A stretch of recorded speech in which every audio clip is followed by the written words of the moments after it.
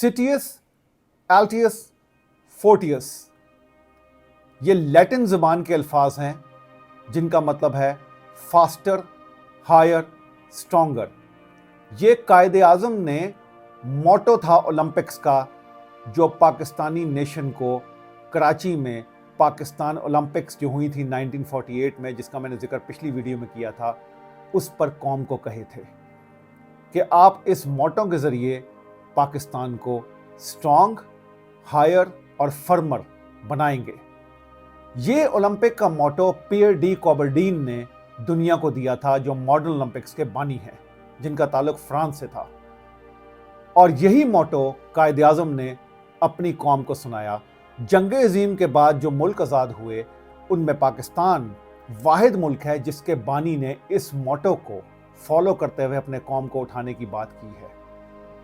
ये मैं कायदे आज़म की तकरीर जो उन्होंने पाकिस्तान ओलंपिक एसोसिएशन के इफ्तिताह के वक्त ये की थी, कराची में जब पहली ओलंपिक्स हुई थी, और वो उन्होंने एथलीट्स को और पूरी कौम को ये अल्फाज कौम के बताए थे और कौम को डेवलप करने के लिए बताए थे।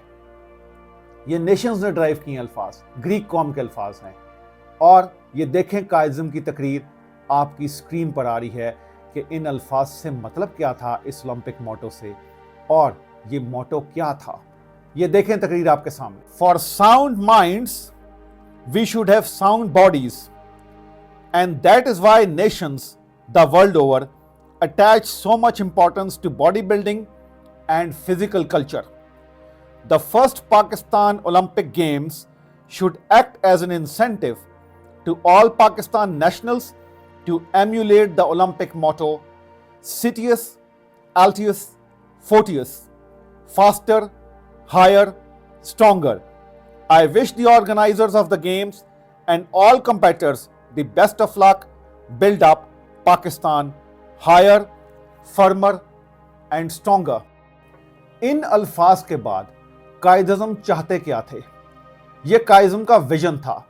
इसके बाद कायदे आज़म ने डायरेक्टिव्स दिए उन्हीं गेम्स के अंदर कौम को कि ये बिल्ड कैसे होगा, मुल्क उठेगा कैसे, जो उन्होंने पिछली तकरीर में बोला था कि dedicate yourself to the promotion of sports. अब आप देखें आपकी स्क्रीन पर कायदे आज़म के डायरेक्टिव्स कि मुल्क कैसे उठेगा स्पोर्ट्स के जरिए, और इसी के जरिए उठाया जाएगा। ये देखें तकरीर आपके सामने आ रही है। The creation of a state department of physical culture and education and of a stadium in Pakistan large enough to host the pan Islamic Olympics. देखें जो दो ऑर्डर कायदे आज़म के कि एक तो डिपार्टमेंट बनेगा फिजिकल कल्चर और एजुकेशन, इसका मतलब है तालीम और खेल इकट्ठा चलेगा। और अनफॉर्चुनेटली हमने क्या बोला हुआ है, खेलोगे कूदोगे होगे खराब। ये किसने बोला है? बानिए पाकिस्तान स्पोर्ट्स और एजुकेशन को इकट्ठा लेके चल रहे हैं, कॉम्प्लीमेंट्री आइटम्स बोल रहे हैं, ये इकट्ठे चलेंगे। और आगे उन्होंने कहा है कि मैं चाहता हूं इतना बड़ा स्टेडियम हम बनाएं कि हम पैन इस्लामिक ओलंपिक्स के इफ्तिताह करें। स्पोर्ट्स इंडस्ट्री से उठाना चाह रहे हैं मुल्क को। और उसके बाद उन्होंने टीम को जब भेजने हैं तो उस टाइम उन्होंने ये बोला है कि you are messengers of goodwill, और जुलाई में उस टीम को इंग्लैंड के लिए रवाना कर दिया गया। और कायदे आज़म ने कहा है उस तकरीर में, एक और जुमला भी बोला है जो आपकी स्क्रीन पर आ रहा है, वो देखें क्या बोल रहे हैं।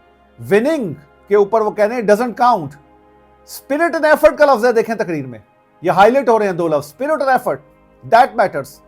और पाकिस्तान के उस वक्त के लोगों ने, उस वक्त के एथलीट्स ने इसको फॉलो किया। पाकिस्तान नया नया बनता है, बने हुए हार्डली 10 माह भी नहीं हुए हैं, और पाकिस्तानी टीम का कंटिंजेंट ओलंपिक में पार्टिसिपेट करने के लिए तैयार। कायदे आज़म ने इन ओलंपिक्स को इख्तिताम जब होता है अप्रैल के एंड में, तो उसके बाद जो उनकी आखिरी अवाम के आगे तकरीब है जिसमें उन्होंने पार्टिसिपेट किया, वो 1 जुलाई 1948 है, स्टेट बैंक का इफ्तिताह। और इसके इफ्तिताह करने के बाद 15-20 दिन में बजट्स और पैसा अरेंज किया गया। नया नया मुल्क बना है, नेसेंट कंट्री है, और इंश्योर किया गया कि पाकिस्तान टीम 1948 लंदन ओलंपिक्स में पार्टिसिपेट करेगी। और एक नहीं, दो नहीं, 6 खेलों में पार्टिसिपेट किया, जिसमें हॉकी है, वेट लिफ्टिंग है, बॉक्सिंग है, और एंथुजियास्टिकली पार्टिसिपेट किया। पाकिस्तान की परफॉर्मेंस देखें, पार्टिसिपेशन के हिसाब से जो ओलंपिक स्पिरिट है, उनका पार्टिसिपेट किया जाए, एफर्ट दी जाए, मेडल्स तो आ जाएंगे। और आप देखें पाकिस्तान ओलंपिक हॉकी में चौथे नंबर पे आ गया, सेमीफाइनल्स तक पहुंच गया। और एक टूटी हुई टीम थी जो यूनाइटेड इंडिया की टीम थी, उसमें जो खिलाड़ी जिन्होंने पाकिस्तान के लिए ऑपरेट किया, क्योंकि यूनाइटेड इंडिया की टीम चैंपियन थी ओलंपिक्स में, इंडिया ही सबसे ज्यादा ओलंपिक गोल्ड मेडल लेके गया हॉकी में, और उस वक्त भी वो चैंपियंस थे। उस टीम में से खिलाड़ी पाकिस्तान आए, और उनमें जो इस टीम की कप्तानी कर रहे थे वो बाद में आर्मी में कर्नल बने, उनका नाम था दारा, अली दारा, कर्नल दारा। और उसमें क्रिश्चियंस भी शामिल थे उस टीम में, मुसलमान भी थे, सब कौम के रिप्रेजेंटेटिव्स थे, और इन्होंने पार्टिसिपेट किया ओलंपिक्स में भरपूर तरीके से। हॉकी टीम ने स्पेशली चौथे नंबर पे आ गए। और ये कर्नल दारा वो है जिनके पास 1936 के ओलंपिक्स का गोल्ड मेडल था हॉकी का, जो बर्लिन में हुए थे। ये खिलाड़ी थे जो पाकिस्तान आए, और इन्होंने कायज़म की स्पिरिट को, इस मैसेज को रिलीजियसली फॉलो किया। और कायदे आज़म बहुत कैटेगरिकली मैं कह रहा हूं, जो हमारे यहां अनफॉर्चुनेट हुआ है, तालीम और खेल को अलग नहीं कर सकते, ये कॉम्प्लीमेंट्री आइटम्स हैं। उन्होंने देखें क्या फिजिकल कल्चर एंड एजुकेशन को मर्ज किया है। कायदे आज़म ने इस तरीके से इंस्टीट्यूशनलाइज करने की कोशिश की थी, जो हमें करना चाहिए था, शुरू में किया भी है, वो मैं अगले प्रोग्राम्स में बताऊंगा। यहां तक बात नहीं रुकती पाकिस्तान ने इस मैसेज को। इसके बाद पाकिस्तान एशियन गेम्स के पायनियर कंट्रीज में से है। 1951 में एशियन गेम्स हुई हैं, 1949 के अंदर जनवरी और फरवरी के अंदर ये नेगोशिएशन स्टार्ट हो गई थी एशियन कंट्रीज में, जिसमें इंडिया, पाकिस्तान, बर्मा, फिलीपींस, ये कंट्रीज हैं मेन, और अफगानिस्तान, जिन्होंने कहा कि एशियन गेम्स हों, इनका इंस्टीट्यूशन बनाया जाए, और पाकिस्तान उसके परमानेंट मेंबर्स में से है। यहां तक भी बात जो है पाकिस्तान की पार्टिसिपेशन की दुनिया में नहीं रुकती। आगे मैं बताऊंगा कि किस तरह पाकिस्तान और मजीद बढ़ता है 50s के अंदर। इसके बाद चाइना 1949 में आजाद हुआ है, उन्होंने भी कायज़म के इस मैसेज को फॉलो किया। माओ ने अपनी कौम के आगे जो तकरीर की सोशलाइज करने के लिए, तो माओ ने यही बोला, फिजिकल कल्चर और एजुकेशन, और उसने कहा कि मोरालिटी बिल्ड होती है। ये देखो उनकी तकरीर में लफ्ज आ रहे हैं, फिजिकल फिटनेस, एजुकेशन, कल्चर, और साथ मॉरल प्रिंसिपल्स को बात कर रहे हैं। और माओ ने फिर शंघाई में स्पोर्ट्स स्कूल खोला। ये दुनिया का पहला स्पोर्ट्स प्रॉपर स्कूल है मॉडर्न टाइम्स का, जो आज तक कायम है। 1952 में शंघाई में, अब ये यूनिवर्सिटी का दर्जा इख्तियार कर गया, और ये स्पोर्ट्स स्कूल खुलता है। आज चाइना में 2183 स्पोर्ट्स स्कूल है, 2183। उन्होंने तो दोस्ती निभाई है, हमारा मैसेज फॉलो किया, यहां तक फॉलो किया कि पाकिस्तान ने पहला गोल्ड मेडल 1960 में लिया है हॉकी में। चाइना ने पहला गोल्ड मेडल 1984 में लिया है, और 1984 में पाकिस्तान ने तीसरा गोल्ड मेडल लिया था, वो भी हॉकी में। चाइना 84 में पहला गोल्ड मेडल लेता है, और 2183 स्पोर्ट्स स्कूल खोलता है 1978 के बाद, जब मार्केट सोशलिज्म आया। और आज उनके पास 250 से ज्यादा मेडल हैं, समर विंटर दोनों ओलंपिक्स मिला के। ये था उन्होंने अपने बानी का मैसेज जब सुना है, और हमने बानी का मैसेज सुना तो हमने कहा जी खेलोगे कूदोगे हो गए खराब। उनकी इंस्टीट्यूशनलाइजेशन देख लें, यानी 26 साल के बाद वो गोल्ड मेडल ले रहे हैं हमसे एक डिफरेंट फील्ड के अंदर।